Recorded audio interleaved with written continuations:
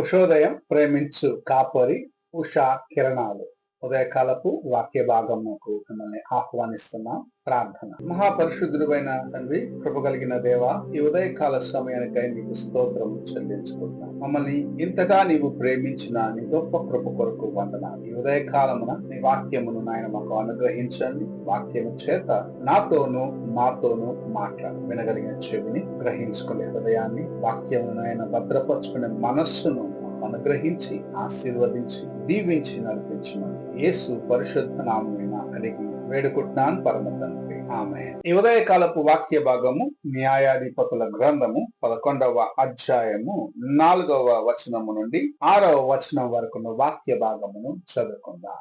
కొంతకాలమైన తరువాత అమ్మోనీయులు ఇశ్రాయేలీయులతో యుద్ధము చేయగా, అమ్మోనీయులు ఇశ్రాయేలీయులతో యుద్ధము చేసినందున గిలాదు పెద్దలు టోబు దేశము నుండి యెఫ్తాను రప్పించుటకు పోయి, నీవు వచ్చి మాకు అధిపతివై యుండుము, అప్పుడు మనము అమ్మోనీయులతో యుద్ధము చేయుదుమని యెఫ్తాతో చెప్పిరి.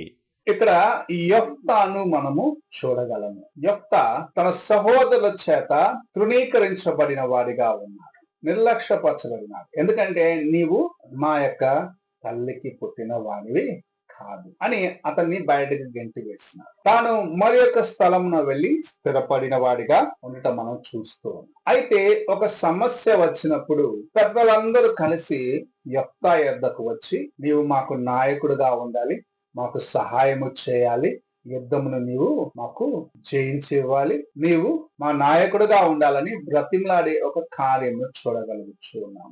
తాను తన యొక్క సహోదరుల చేత రుణీకరించబడ్డాడు, తన జనుల చేత నిర్లక్ష్యపరచబడిన వాడిగా ఉన్నాడు. అయినను తగిన సమయంలో ప్రభు అతనిని హెచ్చించే ఒక కార్యము, తాను ఎక్కడైతే అవమానము చెందినాడో, ఎక్కడైతే నిర్లక్ష్యపరచబడ్డాడో, ఎక్కడైతే తృణీకరించబడ్డాడో ఆ స్థలములో వారి మధ్యలో ప్రభు అతన్ని ఉన్నతమైన స్థితికి లేకుండా హెచ్చించే కార్యము మనం చూస్తూ ఉన్నాం. అనేక సార్లు నీ జీవితంలో వీరందరి ముందు నన్ను అవమానపరిచినారు, నేను ఇంకా ఎలాగూ వీరిని ఎదుర్కొనగలను, వీరి ముందుకు నేను ఎలాగూ రాగలను, నేను ఎలాగూ వీరితో కలిసి ఉండగలను అని ఆలోచిస్తూ ఉంటాము. అయితే ప్రభు మనల్ని, నీవు ఎక్కడైతే పడిపోయినావో, ఎక్కడైతే నీవు కృంగిపోయినావో, ఎక్కడైతే నీవు అవమానము చెందినావో అక్కడే నేను తిరిగి లేపుతాను అన్న కార్యమును సెలవిస్తాను. అందుకే బూడిదకు బదులుగా పూదండనిస్తాను అని ప్రభువు చెప్తున్నారు. నీవు ఎక్కడైతే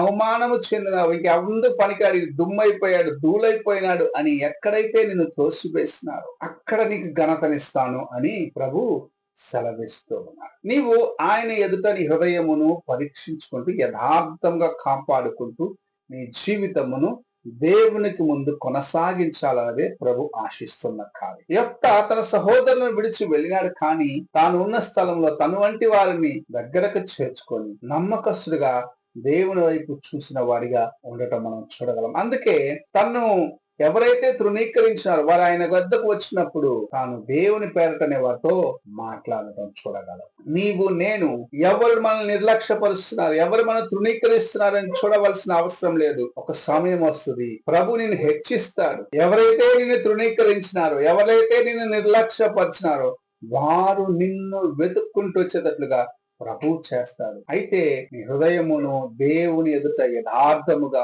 నీ హృదయమును దేవునికి ముందు పరిశుద్ధముగాను కాపాడుకోవాలన్నది ప్రభు నీ యందు ఆశిస్తున్న కార్యముగాను. నన్ను వారు నిర్లక్ష్యపరిచినారు, వారు నన్ను త్రోసివేసినారని నీ ఇష్టానుసారముగా జీవించినట్లయితే ఎవరు నన్ను చూస్తారులే, నాకు ఇంత అవమానం పొందిన తర్వాత నాకు దేవుడు కావాలనా, లేకపోతే ఆయన ఎందుకు నేను నమ్మకముగా ఉండాలనా అనుకుంటూ నీవు జీవించినట్లయితే ఆయన యొక్క కృపను నీవు సంపాదించుకొనలేవు.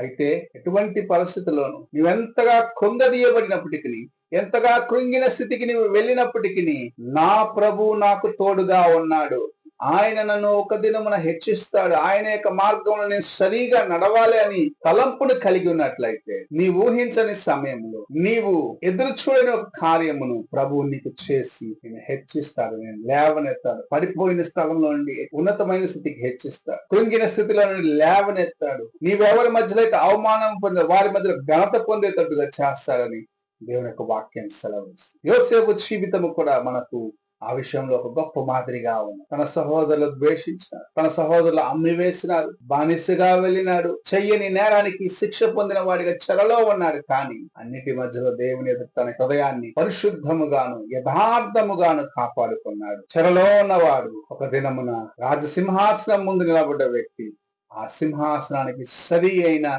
సమమైన ఒక సింహాసనమును ఎక్కించేవాడిగా ప్రభు అతని జీవితాన్ని మార్చినాడు. యెఫ్తా తన సహోదరుల చేత తృణీకరించబడ్డాడు, నిర్లక్ష్యపరచబడి. అయితే ఒక దినం వచ్చినది, ప్రభు తన యొద్దకే తన యొక్క ఇంటి వారందరూ రావడానికి, తన గోత్రపు వారందరూ వచ్చి నీవు మాకు సహాయము చేయాలన్న వ్యక్తిగా అతను వేడుకునే స్థితికి ప్రభు హెచ్చించినాడు. నీవు నేను ఆయన యందు నమ్మకముగా ఉన్నట్లయితే, ఆయన ఎదుట యథార్థముగా ఉన్నట్లయితే నీ జీవితముని ప్రభు ఆశీర్వదించి లేవనెత్తి అనేకుల మధ్యలో సాక్షిగాను మాదిరిగాను ఉన్నతమైన స్థితిలో ఉంచాలని ఆశిస్తూ ఈ ఉదయ కాలమున మాట్లాడుచు ఉన్నాడు. నీవెలాగున్నావో ఒక్కసారి నీ హృదయాన్ని పరీక్షించుకో. ప్రార్థన చేసుకున్నాం. మమ్మల్ని మిక్కిలిగా ప్రేమిస్తున్న పరలోకపు తండ్రి, ఈ ఉదయ కాలమున నాతోనూ మాతోనూ మాట్లాడిన విధానాన్ని బట్టి వందనాలు చెల్లించుకుంటాం. దేవా, ఎవరైనా మమ్మల్ని కృంగదీసినప్పుడు సోలిపోకుండా అంతం వరకు నీ వైపు చూసి నీ యందు నమ్మిక కలిగి నీవు చేయి కార్యము కొరకు ఎదురు చూసినట్లయితే